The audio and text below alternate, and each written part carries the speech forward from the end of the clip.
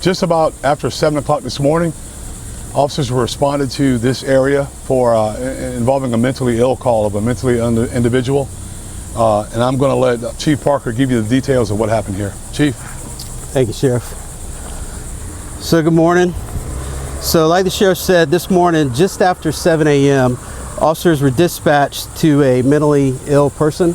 The call was called in by the suspect's mother in this incident. And that, like I said, it was just after 7 a.m. So as officers started arriving and more additional information was obtained, it was also learned that the suspect in this case, part of his episode, let me back up, that was in the 1500 block of East 16th Street, by the way. So as additional information came in, they learned that the suspect had attempted to light a neighbor's house on fire. So both of those people came out. I don't know if they confronted him or not, but he took off at that point. He was armed with a knife and ran away. The fire was extinguished, so nothing happened to the house. Those people are okay. But patrol continued to arrive. The information was updated to an attempted arson in addition to the mental ill episode that was going on. So one of the co-responders also deployed to this scene that was going to come try to help out, so to speak. As they set up a perimeter, because he was on foot running, they were on the perimeter for about an hour and a half. It got to a point that they were going to break the perimeter down because they couldn't locate him, and he had covered quite a bit of distance.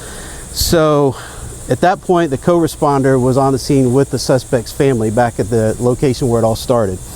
At that point, just a couple minutes later, as they're breaking the scene down, one of our canine officers observes the suspect walking down the sidewalk and makes contact with him.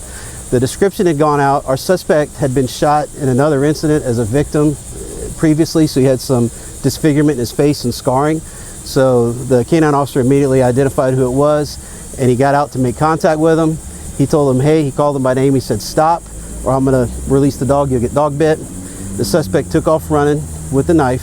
So the canine officer drives down to catch up to him, and as he gets out, he comes around with the taser to engage him. And as he comes out, the suspect threatens him, pushes the knife out toward him twice, saying, get back, get back. So the officer engages, lets go of his taser, drops it in the street, and shoots him with his pistol.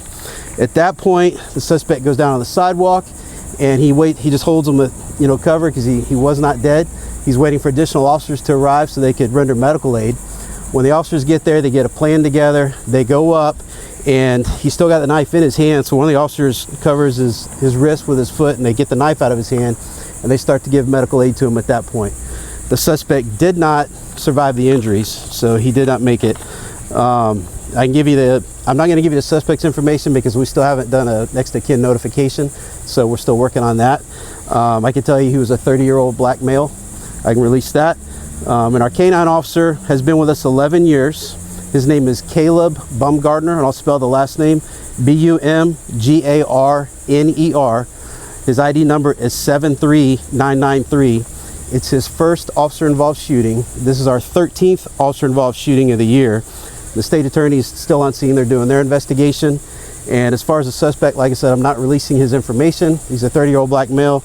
As far as his criminal history, we have not located a criminal history yet. He does have a few prior Baker Acts. And with that, we can take any questions you have. Did it seem like he knew the folks at the house that he attempted to put on fire? I don't know. They're neighbors of his mother. I don't know if he lived there or not. That's all stuff they're still looking at. So did he actually try to light the house on fire? Or he did? 2 different locations in the house.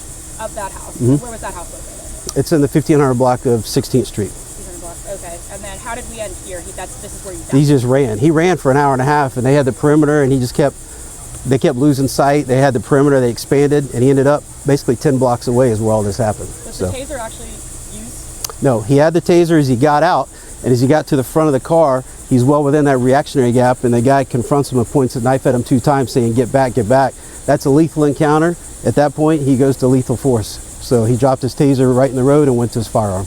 It's important to note also, first he warned because he was going to release the dog initially. Then he exited the vehicle and he was going to deploy his taser. Then when the knife enters the equation and the threat, he drops that taser and goes lethal. That's the order of how things happen. About how long were they looking for him? About an hour and a half. It's about an hour and a half this morning. Was there a helicopter involved? We just had some folks mention that they thought they saw or heard a helicopter. I haven't confirmed that, but there's usually a helicopter if they're available and we have a perimeter. So we haven't confirmed that, but I wouldn't be surprised. How many shots were fired? 5 shots.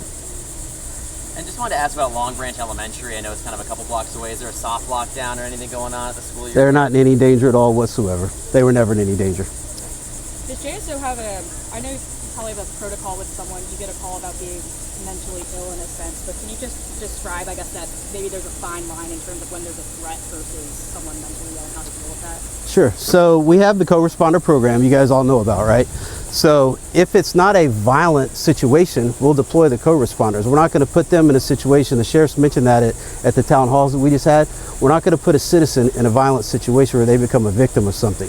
So in this case, he was here, it was upgraded to an arson. The guy was armed with a knife, but the co-responder was back with the family.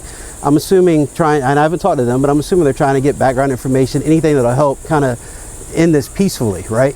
So at that point, that's their role. If this has not been a violent encounter, they do respond with the officers to talk to the person. But anytime there's a weapon involved, we're never going to put them in that situation. And just to be clear, no emotion toward the officer, never actually cut the officer? No. And you said twice emotion? 2 times. 2 times, and he said get back both times. And was he using a lighter to try and start it, or was he like turning on gas on a stove, or? No idea. You can see it in what we saw. There's evidence. I don't know how he tried to light it. So. Whose house is this? A neighbor. Great, thank you, Sheriff. All right. Thank you. y'all.